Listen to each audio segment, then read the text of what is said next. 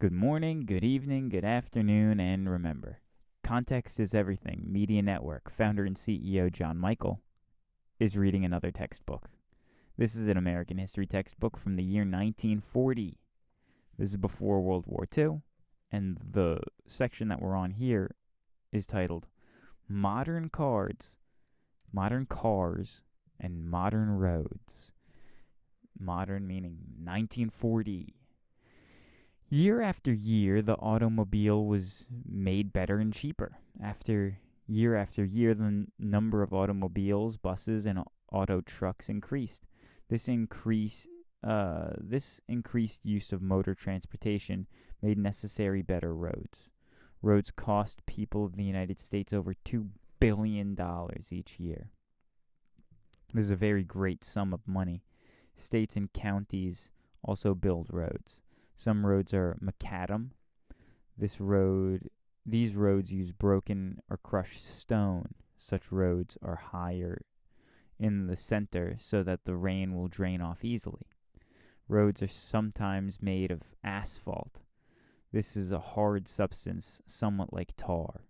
Asphalt spread over crushed stone roadbed makes a very good road. Excellent roads are made of concrete. These concrete roads are made by pouring cement over crushed stone. Steel rods are sometimes set in the concrete. This gives roads greater strength. Then a layer of liquid cement is spread over the road and a smooth surface. Part of the license fee charged for automobiles goes to fund the roads to keep them in good condition. You don't see a lot of cement roads, but I think that Delaware highways, there's a lot of cement roads in Delaware highways, I think. Charles Goodyear and rubber. The automobile and rubber. The automobile, as we know it today, would be impossible without rubber tires. Even the finest motor car would be a terrible thing to ride on if it had to jot along on steel tires. This is why rubber is of first importance to the automobile industry. Rubber is also used in thousands of other useful, necessary things. The man who learned how to prepare rubber was Charles Goodyear. Charles Goodyear was born in New Haven, Connecticut. Great pizza. He was another Yankee inventor. He had some schooling before he went to work on his father's farm. His father also had a small factory. Young Charles Goodyear spent much of his time in the factory. He liked to make things.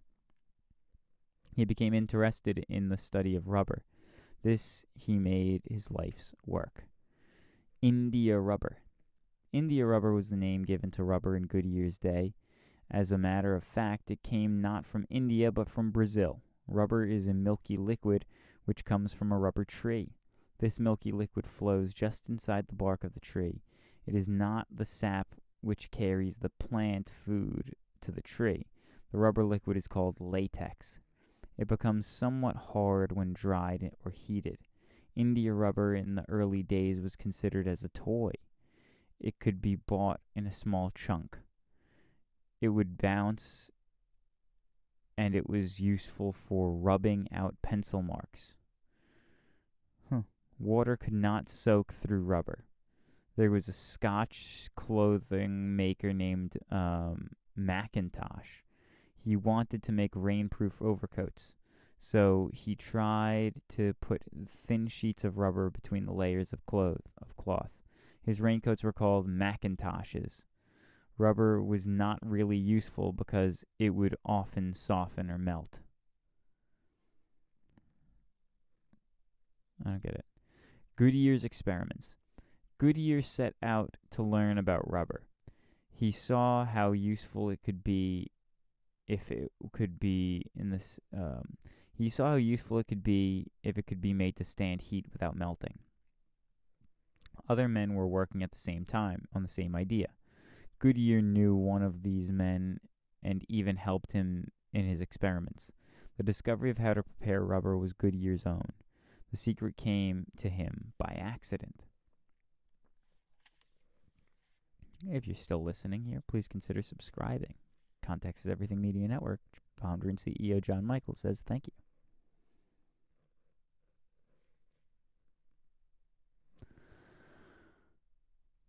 Vulcanizing rubber.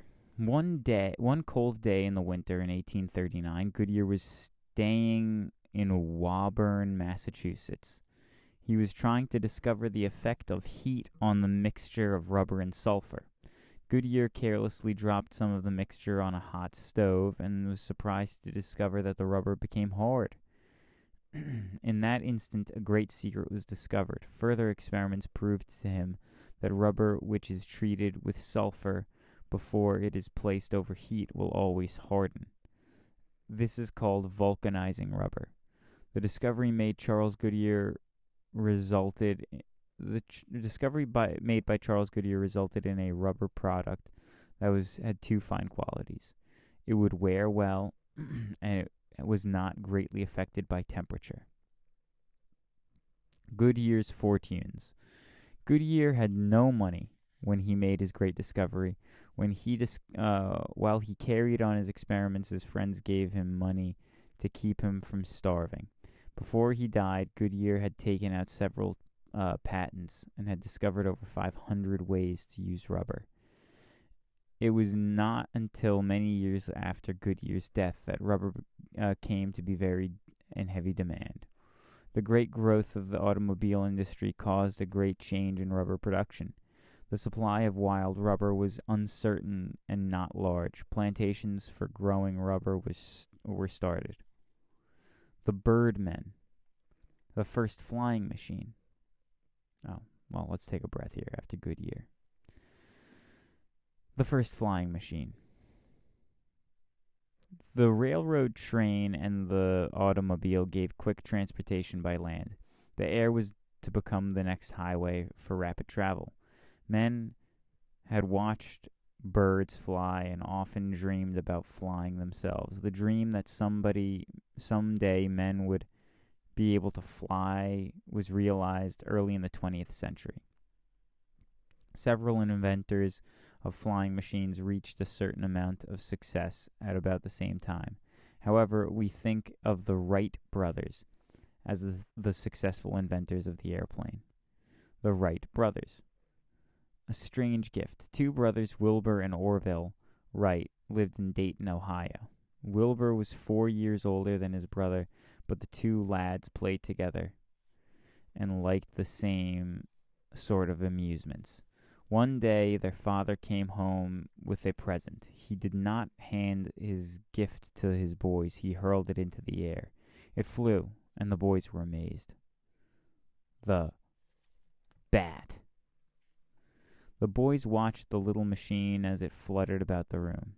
"It's a bat!" they cried. The thrill of that flying toy never left them. The boys studied the machine carefully. They began to build one nearly like it. It was not very hard to make a bat. It was merely a light frame covered with paper, and a propeller which was spun by twisted rubber band. The brothers made little flying machines. All sorts of light materials were used, and many shapes were tried. Early experiments. Toy flying machines had to be put aside while the brothers attended high school. After high school, the Wrights opened up a bicycle shop in Dayton, and any time that could be spared in the shop was used in experimenting with flying machines. The Wright brothers were hoping to build a machine that would carry men. Experiments were made to discover what shape the machine should have. The form of the machine had a great deal to do with the lifting power. Nearly 1,000 experiments were made to find out the best sort of frame to use for a flying machine. The Wrights finally built a machine that looked like a box kite. It could be balanced under all conditions.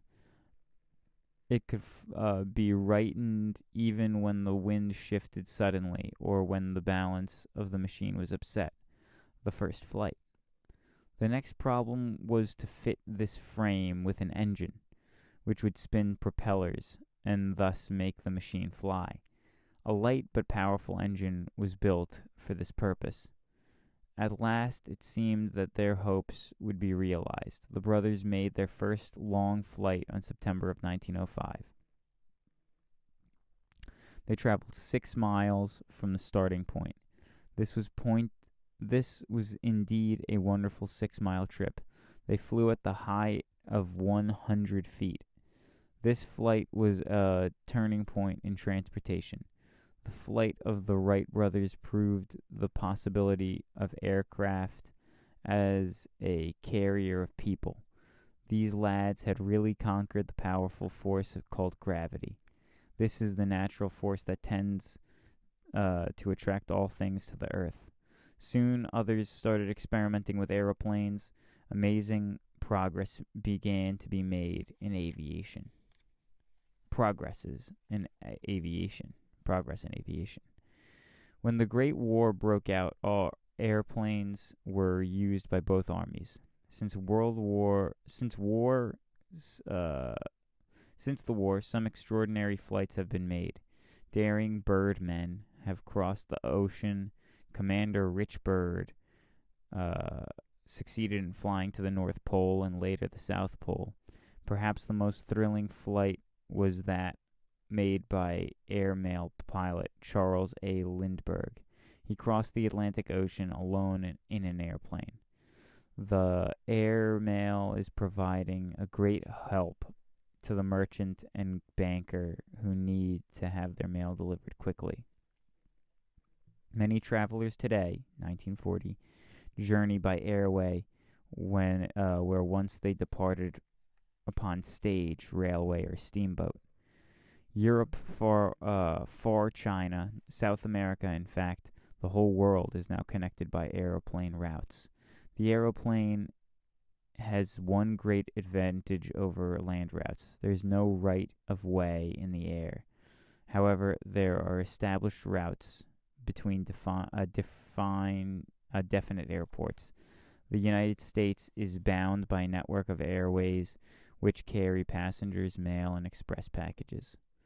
The China Clipper now makes regular trips across the Pacific Ocean, and the American Clipper and Yankee Clipper carry passengers across the Atlantic Ocean.